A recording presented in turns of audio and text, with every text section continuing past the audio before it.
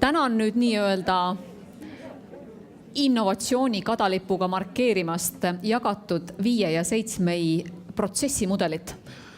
Ja küsin teie käest, öelge, Marju rääkis pingutusest ja innustumisest. Alar rääkis korduse ühesõnaga olulisusest, et see muutus korduks. Selleks, et muutused saaks juhtuda, selleks, et õppimine saaks toimuda, öelge palun, mida on vaja? Julgust, tahtmist, huvi, kohalolekut, mida veel on vaja? Pühendumist, tegutsemist. Kuidas tegutsemine käib? Nii, mida tegutsemiseks vaja on? Kust me saame aru, et algab tegutsemine? Idee, aga meeskonna kontekstis? Kuidas me meeskonda kaasame? Koostöö, kuidas koostöö käib? Info jagamine, kuidas info jagamine käib? Vestlused, ehk vestlused, see tähendab suhtlemist. Ma tutvustan teile veel, ennem kui me teeme viimase arutelu, mille siis aitavad kokku võtta superviisorid ja coachid, kes täna laudade juures on. Ma tutvustan teile ühte mudelit, kas te olete selle mudeli kuulamiseks veel valmis ja kas seal paberitel on veel nii palju ruumi, et saate sinna joonistada ühe kolmnurga?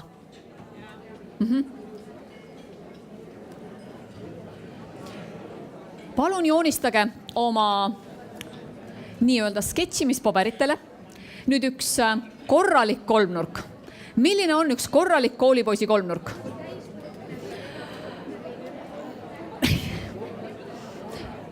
Palun, juhtimisnurkne. Palun joonistage sinna üks juhtimisnurkne kolmnurk.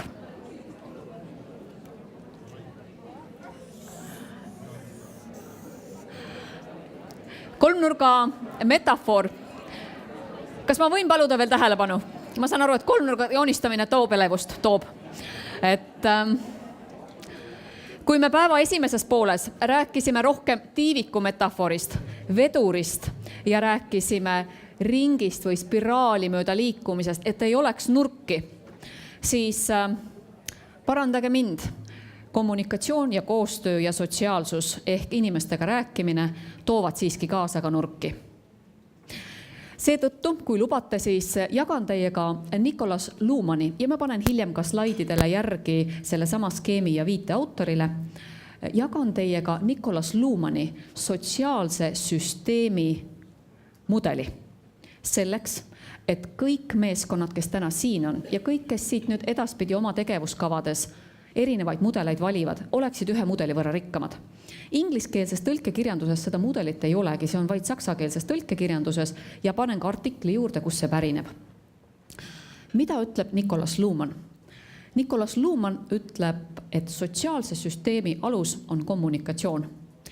Ja kommunikatsioonil selleks, et asjad saaks toimida või asjad saaks juhtuma, peab olema eesmärk.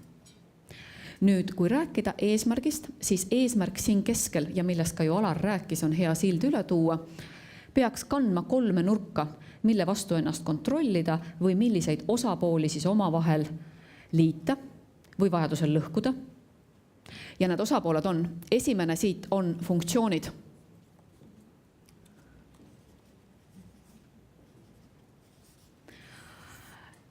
Nicholas Luhmanni väite järgi ei ole mõtet teha tööd, kui ei ole paika pandud funktsioonid ehk tegevused, aktiviteedid.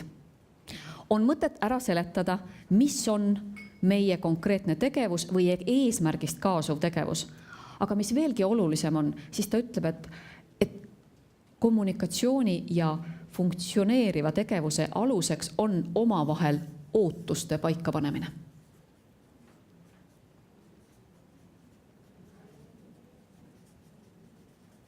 Paika, panek, panek.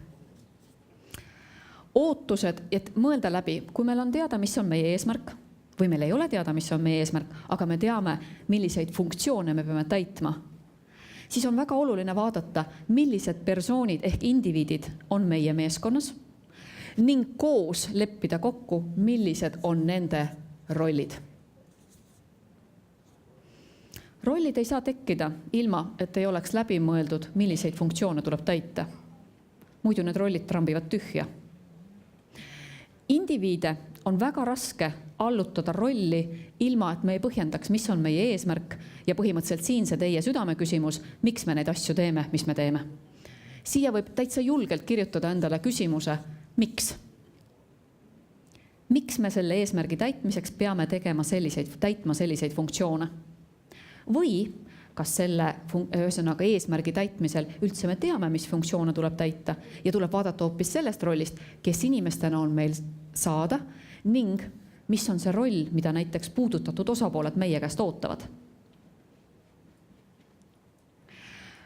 Kõige suurem võluvõti omavahel neid tegevusi paika saada ja läbi rääkida on üksteisele ootuste selgitamine ja ootuste vahel valikute tegemine või nendest arusaadavaks tegemine.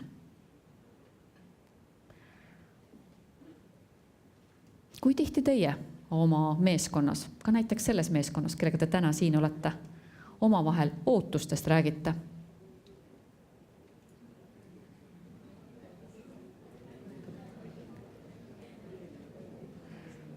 Kas te kinnitate oma funktsionaalsed tegevused ja funktsioonid selle järgi, et te panete paika selle, mida ma selles rollis üldse ootan ja milline sel juhul saab olla see persoon või isik, kes sinna rolli sobib ja võib, et see isik on nii hea kogemusega, et ta tahab kujundada nii oma funktsionaalsuse kui ka rolli ise.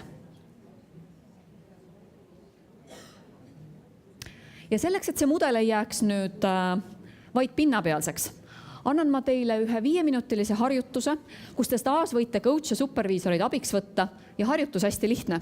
Mõelge selle sama mudeli põhjal, kuidas oleks kasvatada koostööd lapsevanematega kõike täna kuuldut arvesse võttes. Püüame vaadata, kui eesmärk on tõhustada või kasvatada või arendada koostööd lapsevanematega, puudutatud osapooltega. Mida ja kus võiks teha, kus on puudujäägid, mida tuleks teie meeskonnas kindlasti nii-öelda töölauale tõsta. 5 minutit aega